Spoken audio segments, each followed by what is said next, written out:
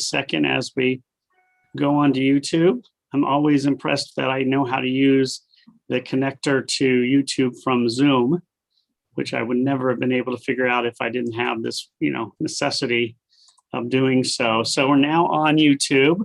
Welcome everybody to our unnamed Wednesday morning study session. Today, as often we do, we have people from 3 states, from Georgia, from South Carolina, and from, of course, Texas. And as we know, in Georgia, we call people from South Carolina and Texas Yankees. So welcome all the Yankees. And we're going to discuss something really interesting today, which of course is a topic that has been part of the Jewish world for a long time. And we wanted to discuss, I think originally we decided on this topic because I don't know if it was Noel or somebody else who brought up the idea of discussing the immigrants to Latin America and to America from the Sephardic world. And so we thought before we did that, let's figure out where the Sephardic world begins. And of course, it begins in Spain. So when people talk about the Jewish world being divided into 2 main categories, the Sephardic and Ashkenazic, of course, there are others, but those are the major ones in terms of numbers. Sometimes people think that goes all the way back to Moses, that when they left Egypt, they divided into Sephardim and Ashkenazim. Some would eat matzo balls one way, the others matzo balls another. Some would have harosits with apples and some harosits with dates. And it's been that way for over 4,000 years. The truth is the division doesn't come till much later, mostly in the last millennium. And it begins with, of course, the immigration of Jews to Spain. And that is really the major impetus for what we call the Sephardic world. So we're going to start with that and come to figure out what happened and why this Inquisition became such a major part of our world. So anybody have any questions or thoughts about anything before we begin? All right, Nick. All right, good. All right, so let's start off with this. Hang on. I'm sorry, go ahead. I just have a very quick question. I've got your name on the screen twice. Michael Schwartz seems to have your name. I don't know if he realized it. Or is it just a fluke on my... It may have been. Oh, yeah. Oh, yeah. Yeah. I do. Very good story. I feel honored that Here you it is. think of me that way. I mean, we all know I've been his hero for a long time. Good. There it goes. Yeah, I remember that. I didn't know whether you figured out some formula from the Zohar to show yourself in the future as well as currently, or what that story was. Well, Michael's been in a depressed mood lately, and he felt like he should be that one of was the people your who help Republican destroy buddy. the world. And so he figured if there are 2 Robert Hosses in the world, it would implode. And so that's why he did that. How'd So you know we're- that? I think it would improve, not implode. So where did Sephardic Jews come from? Obviously from the area of Spain, but why did Jews originally go to Spain in the first place?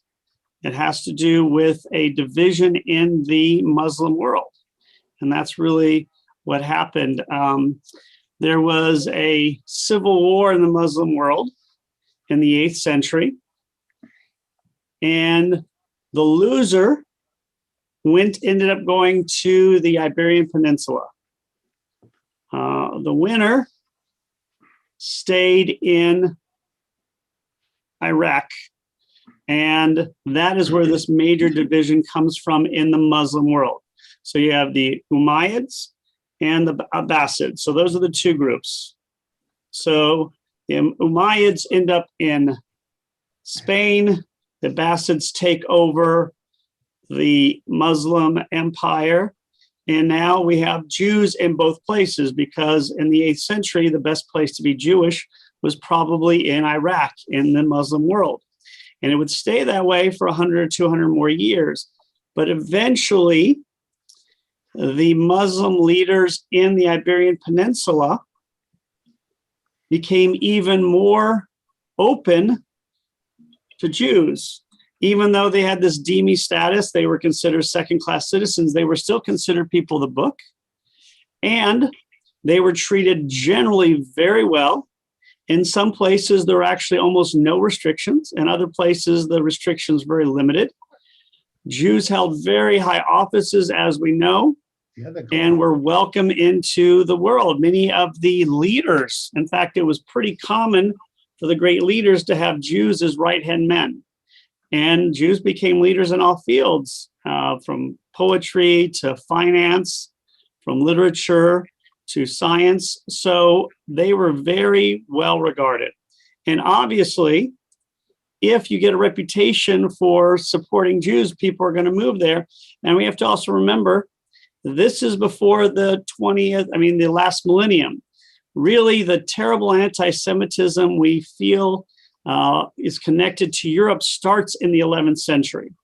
So before the 11th century, Jews certainly suffered, but nothing like would come in the next millennium. And so Jews started moving there and eventually became a very big, profitable Jewish world and what we would call the center of the Jewish universe. And that would be Spain. And it, of course, became known as the Golden Age of Spain. So for the most part, Jews did very well in Spain all the way through the 13th century. Larry? Yeah, just a clarification. Could you tell us the names again of the two groups that split off in the Muslim world? Sure, it's the Abbasids. Those are the ones who took over. Could you spell that?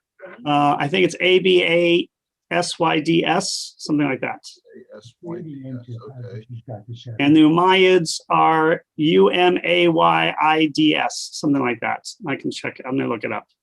Now, were they the predecessors, or because now we kind of divide the Muslim world into the Shiites and the Sunnis? No, this is not that division. This is a Sunni. Has nothing to do with. This is just the caliphate, basically, of the Arab world. Oh, okay.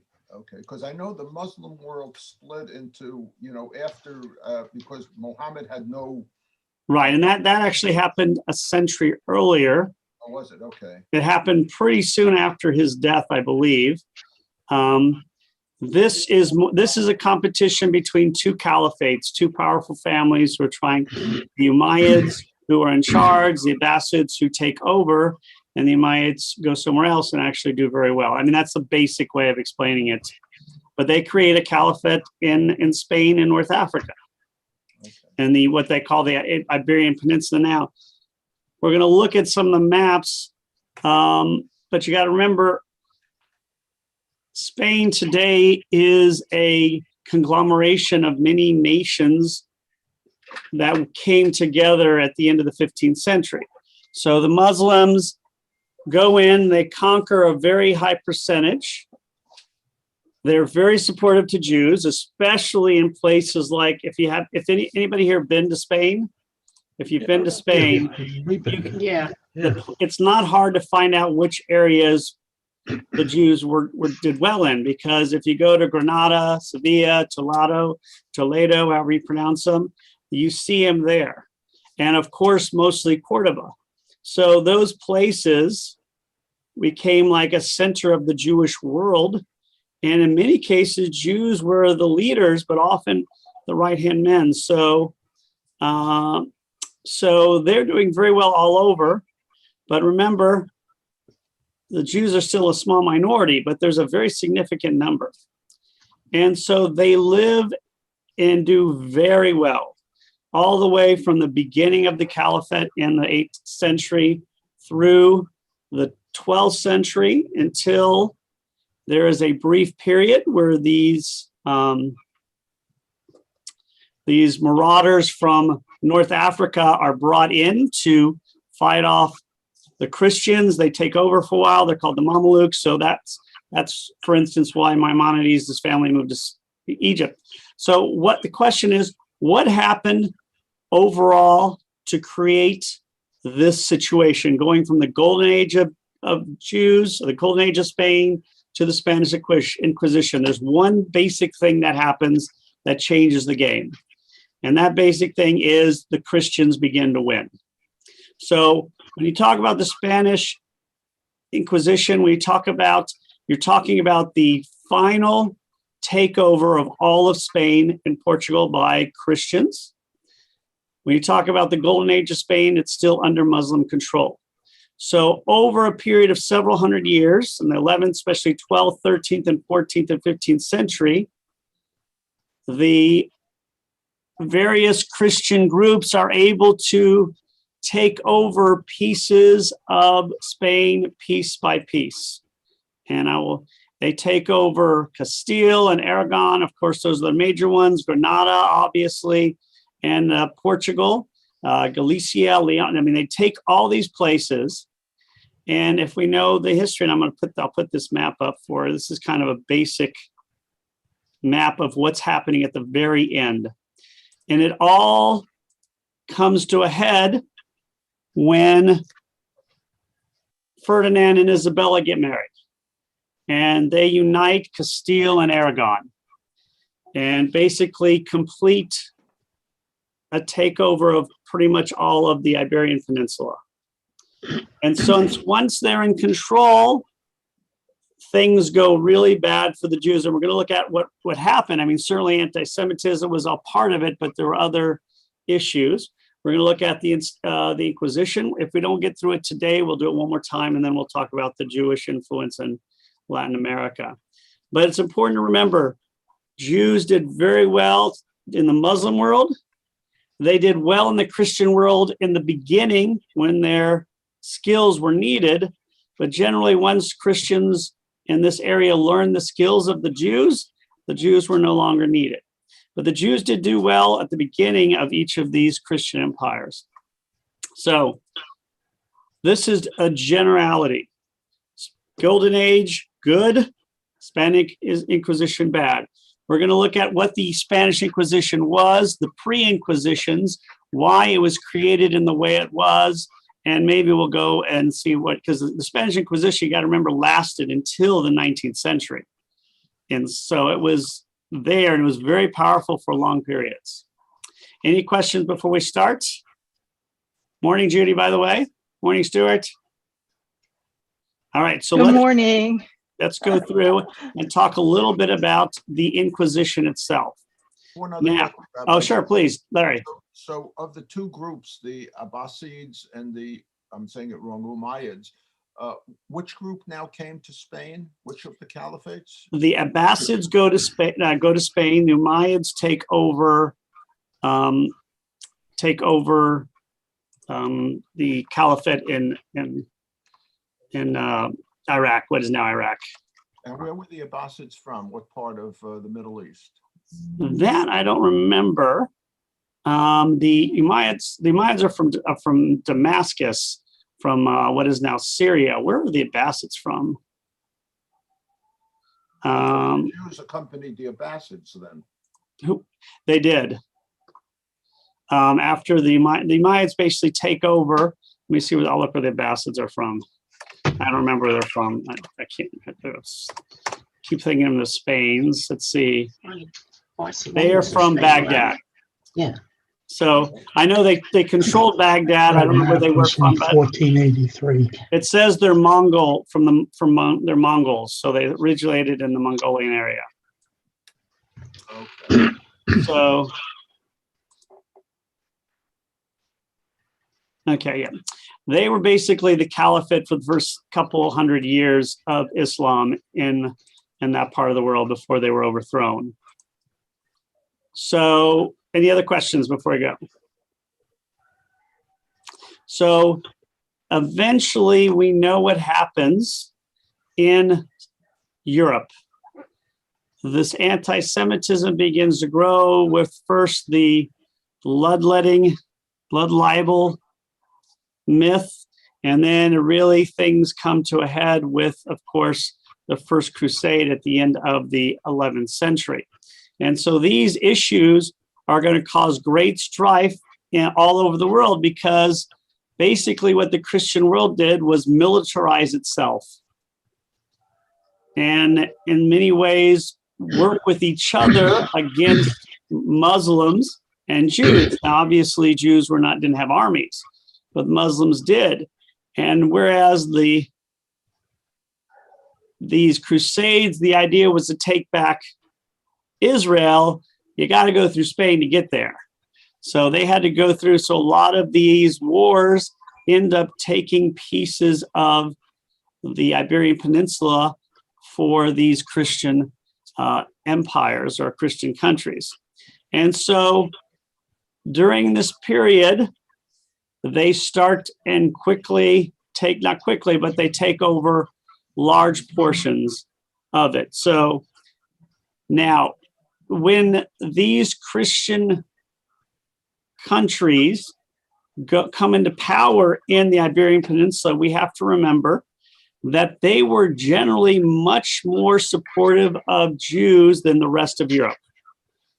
Remember, Jews are kicked out of Spain in the 13th century, in England in 1190. They're kicked out of France. They're kicked out of almost everywhere in Europe. And in what we call the Iberian Peninsula, they are still treated very well by most of the countries comparatively. And of course, the main two are going to be Aragon and Castile. In fact, there was very little what we would call anti-Semitism in Castile throughout the Middle Ages, and even to the 13th and up to the end of the 14th century.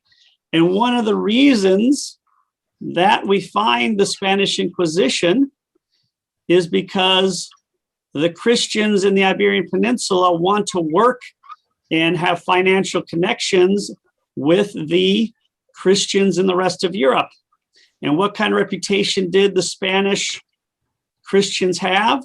They had the reputations of being dirty because they mixed with Muslim and Jewish blood, meaning that intermarriage was not against the law.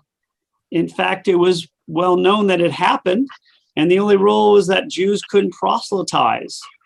So this is one of the ironies, is one of the reasons the Inquisition was brought in is because they were so good to the Jews. They had the reputation in the rest of Europe as being dirty for doing this, because there are so many people who converted to Judaism. Even some people converted to Judaism. So this is really what we have to understand, that the Spanish area went from being the best place in Christian Europe to the worst place, or one of the worst places for Jews to live. In fact, many of us remember the Inquisition, of course, in the 15th century, but at the end of the 14th century is really where things are come to a point which is going to lead to the Inquisition. So what happens in the 14th century? Well, basically, there is a revolt because in Castile, the king creates new laws that protect the Jews, give them even more protection. And the rest of the country is not happy about this. And so there is an uproar and kind of this anti-Semitic thing almost exactly 100 years before the Inquisition. And basically, what happens is something very strange and unique in the Jewish world. This crusade to stop Jews, so they told the Jews, basically in Castile, either we want you to convert or suffer the consequences. And for the first time really in a long time, what happens? The Jewish community does something very strange that they hadn't done before. They convert. Hundreds of thousands of Jews, we don't know the exact number, it could be 50,000, hundreds of thousands. A lot of Jews convert to Christianity, which of course at this time is Catholicism. And they convert when usually Jews will, keep their religion even in the most difficult of times. This is the opposite. This is the convert and become one of us, and you have free access to everything. So just think about that. The Jews were already doing very well as Jews with some restrictions. They were educated, they were wealthy, they were in great positions. You have these anti-Semitic situations, and all of a sudden they convert to Christianity. How do you think they did? If they did so well as Jews, how well did they do as Catholics? They did even better because there were no restrictions now. You could marry into nobility, which happened fairly often. You can marry upward because you have money, as we know of in Europe, wealthy people would marry dukes and so forth because money would combine with the title. So Jews all of a sudden had access to more wealth, more titles. It was really an incredible thing. And they became known as, of course, eventually those who kept their Judaism underground became known as conversos. Okay, so this pre-reconquest of Spain, which means before the Christians took it over again, the Jews are now doing well as Jews, and the 200,000 or so Jews who converted to Christianity are doing even better than they would have as Jews. So it's a great irony that this anti-Semitic incident happened, and the result was Jews converting to Judaism. Converting to Christianity, whereas usually this anti-Semitic nature leads to killing and kicking people out. In this case, they were given the opportunity to convert. And that is, so in Castile, these conversos are doing better than ever. There are still Jews living there who are still doing very well as things calm down. Castile, of course, is a very prosperous place. And there's still Jews in Aragon who are doing well.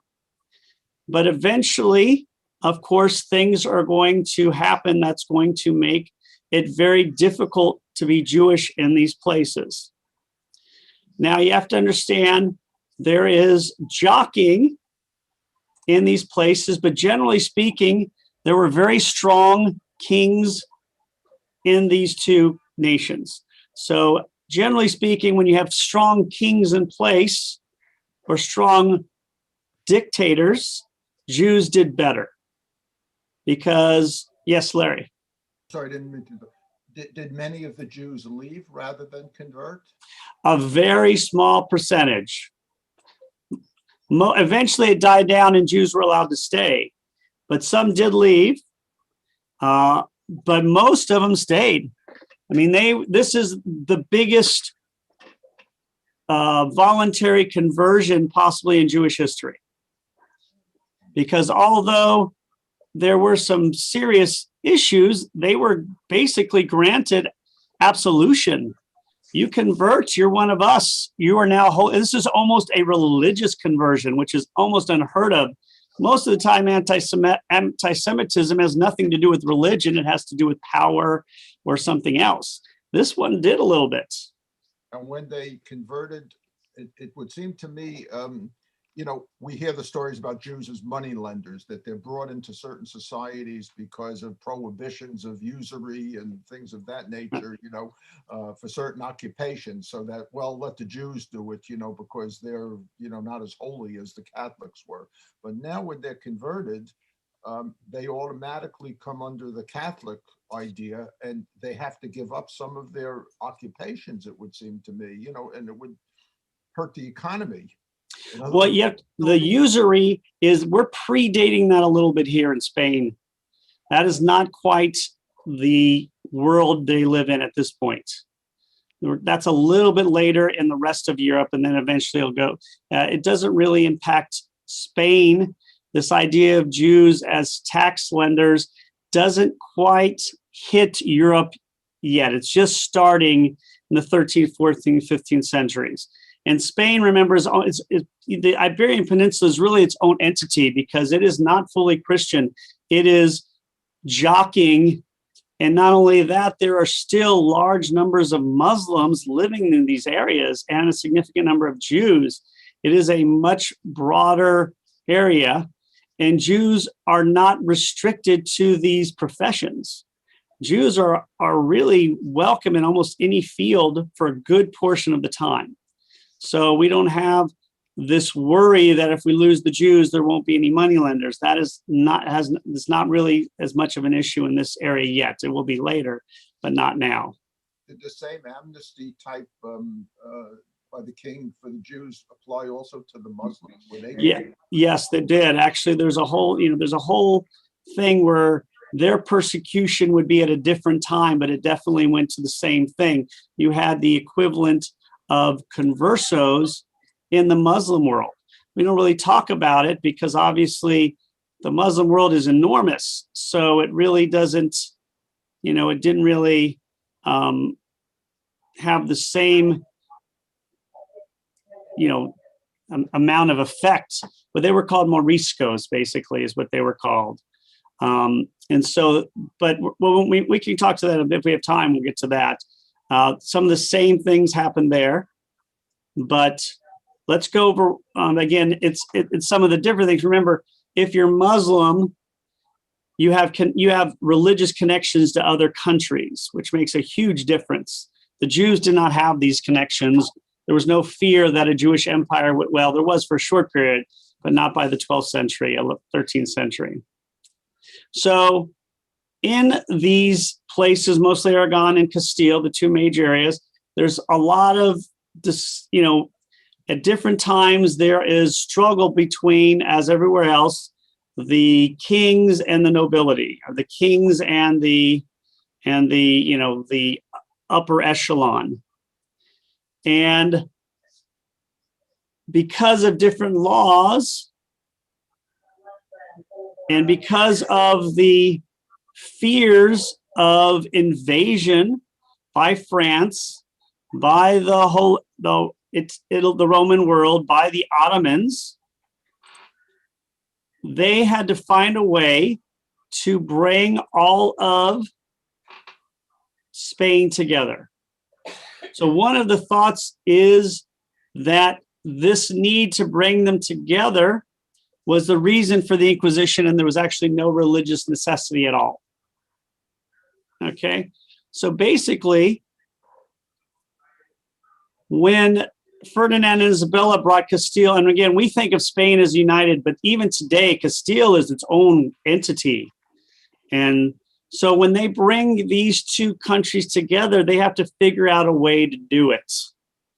The laws are different, but they want to do it, one for protection, one for financial reasons. So one of the reasons they came together was this power brokering.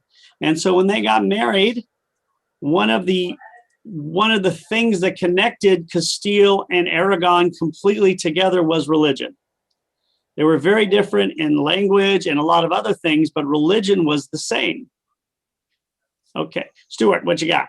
Yeah, I had two questions. But what just occurred to me from what you said now, there is I don't know if it's theory or fact, that Torquemada, the leader of the Inquisition, was initially a Jew. If we buy that, are we talking about the idea that not that he was a forced convert in any way, but that he was perhaps one of these Jews who in Castile voluntarily converted to Christianity? And given that, it really becomes a much different idea of the idea of his motivation, I think, becomes much different than if he had been forced. Yeah, and again, these are all questions and thoughts. There is some literature on. So if it is, it's a whole different world. There were Jews who became Christians, as we know, throughout the ages, who used their Jewish knowledge to hurt the Jews, to say, this is what they're doing, to say, I can read what they're writing.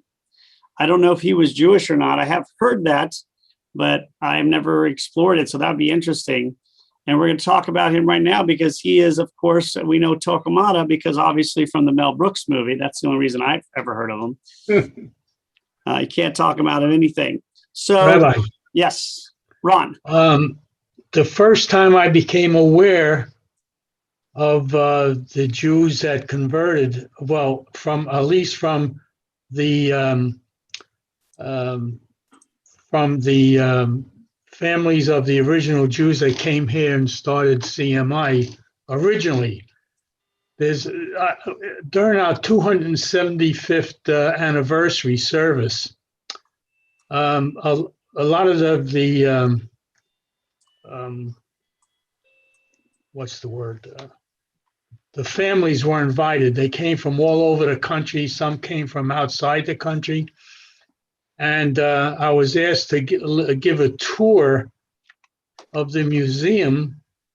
And at the end, some came over to me and they said they never realized what their heritage was. It's interesting. And that they're Catholics. And they all said that they are going to come back and learn more. But from what Stuart said, what made that person convert to Catholicism and start the Inquisition if he was Jewish? Well, I don't know if Torquemada was, but in the 14th century, not pre-Inquisition, 100 years before the Inquisition, a lot of Jews converted. And they did so not because of religion, but because of opportunity. Stuart? No, Oh, your hand's up, sorry. just playing with my beard. No, you have your hand up on the thing. Oh, I'm sorry. I didn't take it off.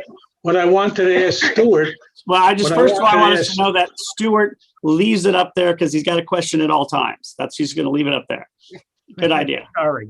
Ron? what I asked Stuart was, what made that person to convert to Catholicism and then start the Inquisition if he was Jewish? Why would he do that? Well, he didn't start the Inquisition. He is the one assigned as the leader, but the start comes from Ferdinand and Isabella. So why he did it, if he was Jewish or was Jewish descent, again, it's power. It's sometimes when people convert out of something, they become very hostile towards where they came from. Sometimes it's to prove I'm converting to Christianity. I have to prove I'm Christian. And the best way to do it is to persecute the Jews. That shows that I'm not Jewish anymore. So it could have been any of those. I don't know if he was Jewish. It's never been proven. But what we do know is that a lot of Jews converted on their own, as opposed to taking some sort of punishment. And the punishment in the end of the 14th century wasn't necessarily death. Some of them just took it because it was a great opportunity. So for 100 years, there have been these Catholics who were originally Jewish. Now, some of them were still crypto-Jews. Some of them were Catholics. They're going to get mixed up a little bit. But when Ferdinand and Isabella come together, there's a lot of things that bring them together. One, they're scared of France attacking. Two, they're scared of the Ottomans attacking. The Ottoman Empire has just started, and we know is going to started about 30 years or 40 years previously, it's going to become a major empire. They're worried about the Pope and Catholicism taking over. They're worried about the reputation they have in the rest of Europe. Before, they could care less. But now they've got the reputation of a Jewish country where they're Jews, a Muslim where they're Muslims still there. They're tainted, and they want to do all of this. They want to, one, create treaties, two, marry off their children to, kings of England. Three, do all of this business. And they want to get over this stereotype. Also, they need a way to take power and maintain it. And one of the fears is if they allow the papal inquisition to come in, as had been done in other places, they feared what? That they would lose power to Rome. So they did something different. I mean, there were also these, you can't not believe that there wasn't anti-Semitism. There wasn't this belief that Jews were inferior, that they were socially dangerous, that these fake Jews had been taking our jobs for 100 years. Certainly that is a part of it. They did something different and they created their own Inquisition. They combined the two places before even Ferdinand and Isabella get married. They combine and create an Inquisition. And of course, Torquemada is the first inquisitor who is, they use economic and other things to have the Pope sanction it. So the Pope sanctions the Inquisition in Spain, but the Pope is not in charge of the Inquisition. The Inquisition is basically an independent authority that works under the leadership, but also independently. Why do we know it worked independently? Who funded the Inquisition in Spain? No one. The Inquisition was responsible for funding itself. How did it fund itself? Very easily. It took the property and money of people who they killed, of Jews who they kicked out of the country. So you can see the hypocrisy here that, Stewart is on trial. Why is Stewart on trial as opposed to Ron? Well, guess what? Stewart just happens to be really rich. And somebody's spoken out against him. I would rather go after Stewart because he's got more money and I need to pay my salary. I need to pay the salary of everybody. All of our salaries are paid by taking Stewart's money. That's how, Stewart? I was just going to say, if the Inquisition folks were that smart, it would have failed. Yeah, yeah, they were smarter. Yeah, they didn't go after me, is what you're saying. That Right. So all of these things, you had economics, you had military, you had racism and intolerance, obviously. All of these things combined to create the Inquisition. Now, we have to remember who the Inquisition held sway over. The Inquisition had absolutely no power over Jews, none. If you were Jewish, the Inquisition had no power over you. The Inquisition only had power over conversos, people who had pretended to be Christian and converted 100 years ago. They had power over people who were committing crimes against the system. So it was not specifically against Jews, actually the opposite. It had nothing to do with Jews. It had to do with people who were pretending to be Jewish, to be Christian. But you could do a lot of other things. You could have done anti-Catholic things in a wide variety of ways. You could have been a thief. There were a lot of powers the Inquisition had. It wasn't just over pseudo-Muslims and pseudo-Jews. So, any questions? There's a lot of people, Larry, and then no. Yeah, we're all familiar with Man of La Mancha, and Man of La Mancha is about this guy who's a noble knight. I'm assuming then he's something to do with the Crusades. And the Crusades started in England, right? They came to England to recapture the Holy Land, but did they get into Spain? And he's also, at least in the Cervantes book, he's also the one that is captured, during the Inquisition, right?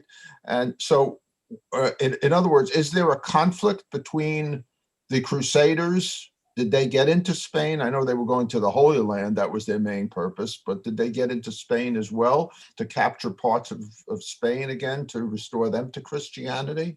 Yeah, that's where it happened. It starts off with the Inquisition. With the Crusades. The Crusades are to take over Israel, what is now Israel. But Spain is part of that. The Iberian Peninsula is controlled at that time, a high percentage of it by Muslims. And so eventually the Crusades is what probably leads to the reconquest of Iberian Peninsula. That's it. One leads to the other. And so it just takes, by the time, it takes a long time. It's not like in a year. This is over, several hundred years. So yes, the Inquisition the Crusades is what leads to the Christians taking over Spain. But remember, even during the Crusades, when they took over Spain, they were generally lenient towards Jews for the beginning. It wasn't until later on, for the reasons we just discussed. Spain was still a haven for Jews all the way till the end of the 15th century. Now, what's funny is the Inquisition was not started to get rid of the conversos. It was started about 10 years before the expulsion. It was started to stop unjust executions. It was to stop other forms of heresy. It was a way to stop heretics. So it wasn't specifically geared towards the Jewish population at all, or the conversos. That just became part of it. So once the Inquisition had been set, and once the Pope had acquiesced to it, then, of course, that's when Torquemada and his crew went to work. And that's when they started having the auto de fe. And that starts 10 years before Jews are kicked out, basically. So again, the auto de fe, this courts plus killing of heretics and treasoners, is not against Jews at all. There are no Jews who are in this at the beginning. Conversos, yes, but no Jews. The Jews are going to be kicked out by Ferdinand and Isabella. So when you hear all these tortures, of course, some Jews got caught up in it, but the torture and all that was for the conversos.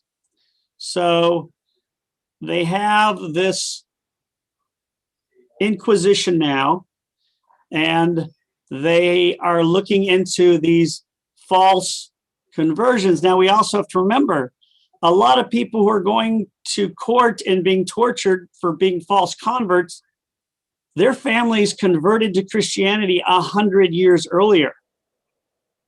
Think about that. Think about my grandfather converting to Christianity in 1920. Would I have any connection to Judaism if my great-grandfather had converted in 1920? Probably none at all. So a lot of these people were actually Christians. They may have had some Jewish traditions they didn't realize were Jewish, but they were still Christians.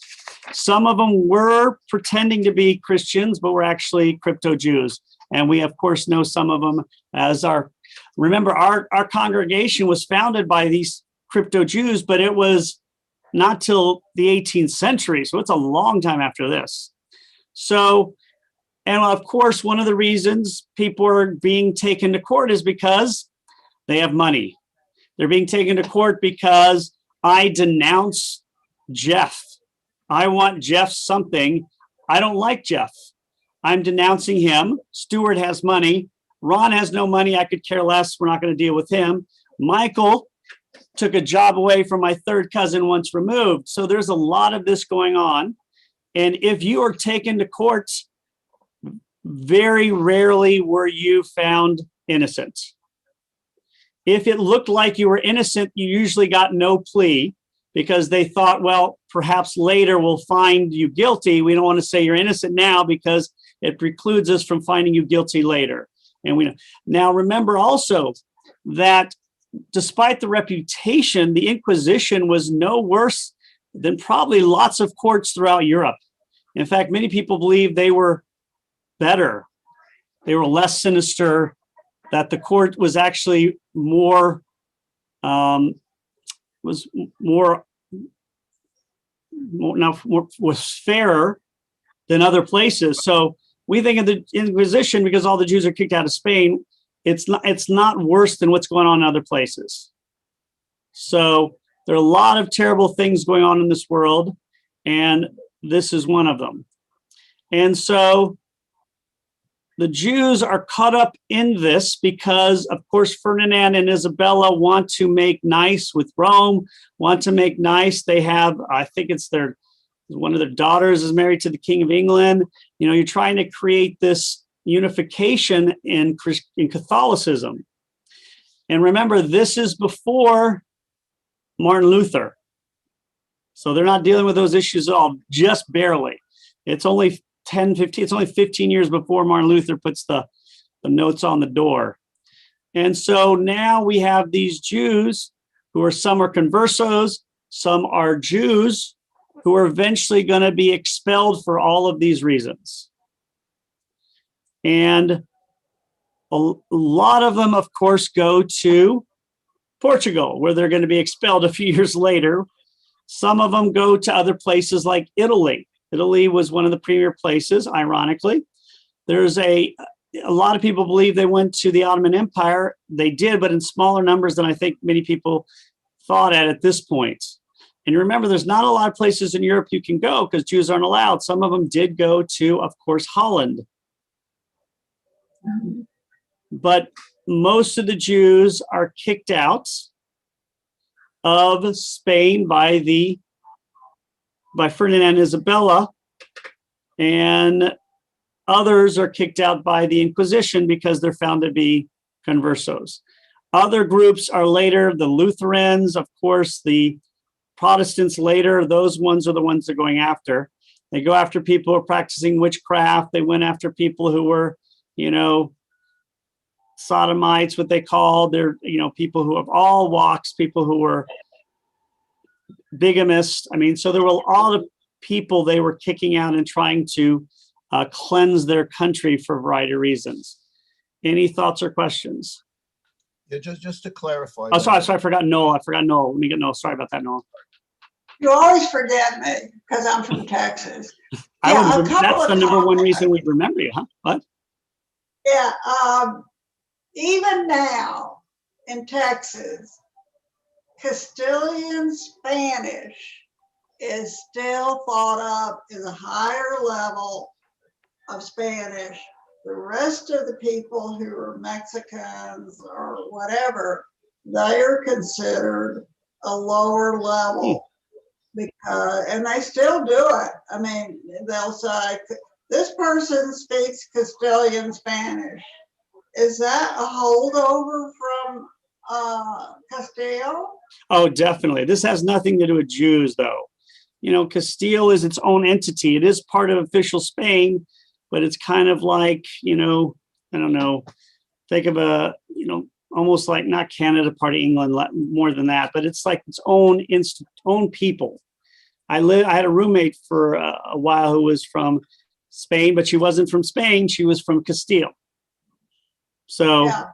and it was generally a wealthier province that really was more open until this point in history.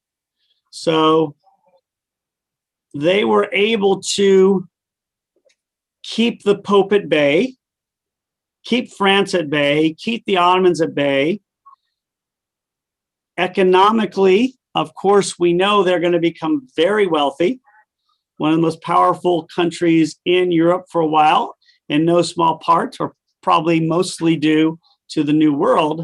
So all of this is purposeful on their part.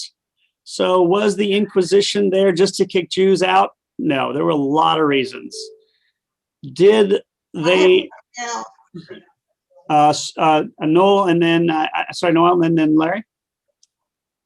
I have something else to say. I was in New Mexico with a friend, and we found an area where I guess they were conversos. They were Catholics, but they lit Shabbos candles, and they had no idea why they did it. And they followed other Jewish traditions that they didn't understand. They just said, that's what my family did, and that's what we do. So were they originally Jews? Probably, and that think about the length of time. The original conversion was in 1391. So if you still have some traditions in your family that are Jewish, they may go back 600 plus years. That is amazing. Yeah. Larry, and then Stuart. Yeah, it's unbelievable. But again, you get into these traditions and you don't know where they come from, and that's what happens. Rabbi, you had kind of made a distinction, I think, between two major groups of Jews. Let me call them the Jews and the conversos then, right? And you say the Inquisition was really against the conversos. Right. So many of the Jews still did not convert, I would imagine, even after this edict in 13, whatever it was. Yeah, a lot of Jews, but again, a lot of that happened in Castile, not in Aragon. Yeah. So they still remain, but the edict for the expulsion then was against the Jews. Yes. The conversos were the ones. What was their punishment then? not expulsion? The conversals, some were allowed to be expelled. Some of them were just stayed in and never got caught. Some of them were tried and killed. But the expulsion decree was against Jews. And again, you could actually convert in 1492. I don't think if they really gave that option literally, but in 1492, the Jews decided not to convert, and a lot of them left. So it's one of these, ironies that they're trying to get rid of the conversals, but these Jews can convert. So again, we don't have numbers. It could be in the 100,000s. It could be, it's probably minimally 80,000 to 200,000. So it's a combination of these two groups that leave. And you might have been fully Christian as far as you knew, but somebody accused you, you got caught, you weren't killed, you were kicked out. Stuart? Yeah, during the 13 and 1400s, the Kingdom of Poland was very, very welcoming to Jews. Certainly the nobility and the royalty of the Kingdom of Poland. I'm not so sure about the people. And yet the Jews who fled the Inquisition did not go north to Poland. And I wonder if you have any feel for what made them go east and west, primarily actually to go west to Portugal, as opposed to going north to Poland, where they would have been certainly economically and, I hate to use the term, royally welcomed. Well, again, you go where you know. So first of all, they went to places first where they had some connection. Right. The Jews, and again, some of them did go up there. Again, this is the start of the Jews don't move to the Poland until the 13th century, but it's already, things are starting to get a little worse by the 15th and 16th century in this area. What do they call it when you've just been married and you have that time where Honeymoon. the honeymoon period was already over in Poland. It wasn't, we hadn't got to the point of the Pale Settlement, but things were not as good as they had been there. Plus, you wanted to go to a place that was more like where you came from, where Poland was a different world. So there are probably some who did move there. In fact, a lot of them may have, because some of them went to Italy, and a lot of people believe the Jews in the Pale Settlement come from Jews from Italy. So there could have been probably a mix. So probably some of them did. But again, who knows? It may just also was just not something you thought about. Larry? Yeah, I know you started the discussion an hour ago about Ashkenazi and Sephardim, and I know we'll get to that someplace, probably not today, but all of the Jewish world at that time was really Sephardic, right? I mean, there was, they all came from the Middle East. They all, whether or not they were part of, that stayed with the Umayyads or went with the, whatever the opposite, the people from Baghdad, but they were all basically a Sephardic type of Judaism, right? Whether they remained or not. No, I mean, again, you have to remember the center of the Jewish world in the 8th century was in Iraq. That was the center, but that's not where all the Jews lived. There were Jews living all over the place. That's just where the power was. That's where the greatest intellects and the most money. But you still had Jews in Israel. You had Jews in North Africa. You had Jews in Europe. You had Jews in China already and India by this time. But certainly the Jews who immigrated from Iraq to Spain were the most educated and probably the wealthiest. But there were Jews all over. And so, but that's now the Jews in the Pale Settlement start off being welcomed, but really nobody knows where they came from. Nobody knows how there got to be so many Jews in that area. We know how some got there. They were invited by the various leaders in the 13th and 14th century, but we don't know how those numbers got so big. Like, how did millions of Jews get there is nobody knows for sure.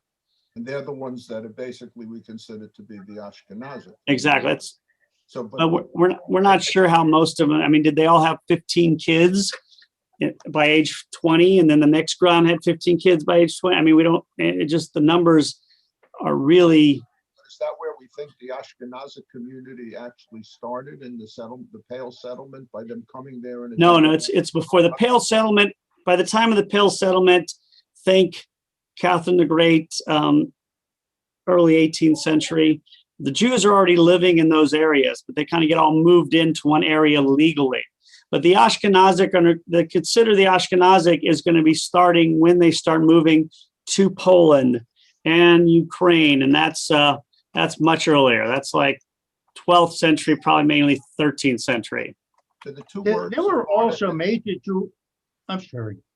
I was just There were wondering- also major Jewish settlements and education centers in the north of France and in Oh, yeah. Germany, around the area of France. France, for example, Oh yeah, that and France. So there was a very important Jewish community in that Yeah. area. Remember, Rashi, for example, Rashi is the lived most in famous. what was essentially northern France. And that was a very prominent area in the 11th century and 12th century. That would be the original Ashkenazim would be that start there. And as people moved more and more to Poland and these other places, then that's what became the Ashkenaz. I mean, Ashkenaz basically means Germany. I mean, that's what the word means. And Sephardic is- Yeah, so Sephardic is Spain, basically. I mean, that's just kind of what they mean.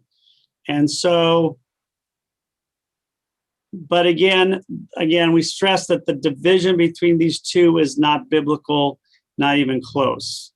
It's, again, people debated when Ashkenazim really are. I mean, you could say the Sephardim start as early as the early 8th century, and you could say Ashkenazim start, probably as early, but I don't know if that would be, I think probably the earliest you could do is the 11th century, probably more the 12th and 13th.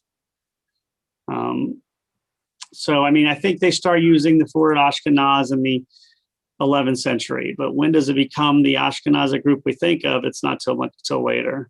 But he's right. In the second most prominent place would be, I guess, northern France, where Rashi lived, and they had some academies there. That was a very prominent place, especially post-Talmudic. Stuart? I was going to say, I wonder if a lot of this wasn't economic, brought on by Christianity, because it was the Jews who ended up being the bankers and traders. And because of that, they established faraway links, and the connection between the worlds became that the Jews had a common language of Hebrew. So the Jews of Germany and the Jews of Turkey and the Jews of Spain could communicate, and nobody else could really communicate for commercial purposes. So I wonder if a lot of this occupation of territories, or if this Jewish presence in territories, didn't really not come originally from the Middle East at all, but came through later, through other periods. I know there's a family tradition, I don't know if it's true, that my name really got to be a German sounding name because it was a family that started perhaps in some place like Romania. I know we ended up in Russia, and it was on this trek from those through Germany that the name got changed. And that may very well have been a whole commercial venture. Larry? Yeah, I just wanted to share something with you that Stuart reminded me of with language, is that you remember last week I left early to go to hear a discussion by one of the characters in Shtisel and the director. Yeah, how was it, by the way? Shtisel, yes, I just wanted to share one thing that she said was one of the most difficult things for her. This was Gitti, who is the wife of, the girl the little girl who gets married and stuff like that. She starts the restaurant and things like that. She said originally when the program started, they wanted to do it all in Yiddish. And then they found out that it didn't really gel with what was happening in Israel, because there are so many languages that are now taking place, and Yiddish has got a lot of idioms and things like that. And she spoke Yiddish with an Ashkenazic accent. And she said that she had to go to a Yiddish Ashkenazic or Sephardic coach for 8 months prior to this, and many of the characters did, in order to learn the Yiddish that supposedly the Shtisel people would be speaking in their Haredi community or something. So even within the Yiddish, there are all these little subtleties that they try to be authentic to, she said, in the language, and bringing in occasionally the English and occasionally the Arabic, and just Oh, yeah. the complexity of the language situation, in Israel. So it just was an interesting side bit as far as, you think of Yiddish as being a homogeneous language, but it's far from homogeneous even in Israel. Yeah, and I'm doing I'm sorry, Larry. I'm doing Duolingo Yiddish, and they make a point that they are doing it with the Hungarian Yiddish accent. That's really interesting to me on a personal level, because my family are all from Poland, Russia area, and the shamus of the shul I went to was Hungarian, and at that time I was pretty good at Yiddish. Pretty much forgotten it now, but I couldn't understand him. It was really difficult, and my father-in-law, same thing. I mean, he grew up in Hungary, and same thing. Very difficult for me to understand him, although my Yiddish wasn't as good then. So I want to understand you, Stuart. Well, again, I think we got through a good general analysis of the Spanish Inquisition and the history of Jews in Spain. But I think we have to remember the really strange happening in the Sephardic and Ashkenazic world. In the 11th century, when this kind of all started, this division, it's estimated that 97% of Jews were Sephardic. Now, of course, that's not the case. And so what happened in Eastern Europe that made the population increase so much, and what happened to the Sephardic world where the population did not increase nearly by that number. And I think there's two main factors. One, the Jews in the Pale settlement in Eastern Europe eventually are walled off or put in shtetls. So they're put in these third world enclaves. And we know what happens in third world enclaves when you're thrust together. You have lots of kids. You're not worried about paying for college. You're not worried about this. You need your kids to help the next. Whereas the Sephardic Jews lived in the world. They were never set apart, and they always lived. And when given a chance, they even sometimes converted because they didn't believe Christians were the enemy of God. So they lived in the world. So they were more what we would call modern. And we know modern societies tend to have less children and are much more likely for their kids to leave the religion or change who they are. And so this is what happened. So for better, if you go to numbers games, one way's better. But again, it's that balance between being part of the world, but also maintaining your identity. So next week, we'll talk a little bit about the arrival of Jews in Latin America. And as we mentioned last time, it's not just Sephardic. In fact, a lot of it is Ashkenazic. Remember, the Sephardic world was not very supportive of Jews for a long time. And that's why Jews were kicked out of there. Think about the first Jews to come to America as a community. Landed in Amsterdam, they were Jews living in Brazil, controlled by Holland. And when Portugal took back Brazil in the mid-17th century, they kicked out the Jews. So the Jews moved there and lived under Holland's kind, generous support. But as soon as the country transferred to somebody else, they had to leave. So, all right. Always a pleasure, guys. Yeah. Rob, I just wanted to invite everybody. Today, our Hadassah group is having a speaker from the ADL. She's the vice president of the Atlanta Bureau, Allison Nice. Padilla Goodman. And at 2:00, if anybody wants the link, I'll send it to you. And we're doing it with the Jewish Community Relations Council of Charleston.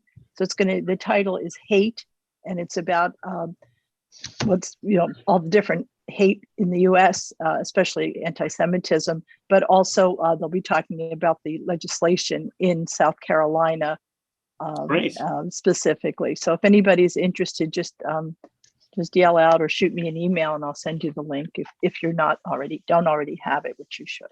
So I think And everybody hears. coincidentally, we're going to be interviewing David Hoffman and Georgia. Oh, that's who's Is that who's who's doing? coming.